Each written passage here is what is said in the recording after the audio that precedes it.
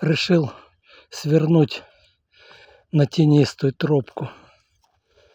Вот здесь людей поменьше ходят, но все равно красота. Вот, посмотрите, какое чудо света. Ой, какие дуплишки там. 2 дупла. И там раскорячилось наверху. Посмотрите, что творится. Ой, чудеса. Да и только.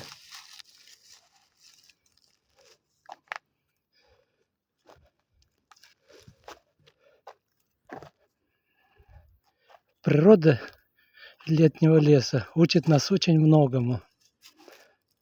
Она учит нас находить радость в простых вещах, как в этом дупле, вот я показал вам. Наблюдать и слушать окружающий мир. Ощущать единение с природой и окружающими нас живыми существами.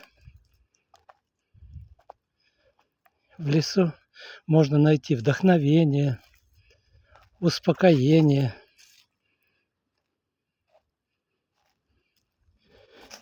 и возможность понять свои мысли и чувства.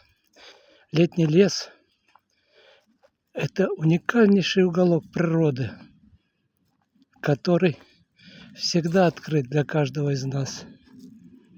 Люди, возьмите свои рюкзаки, приготовьте палатки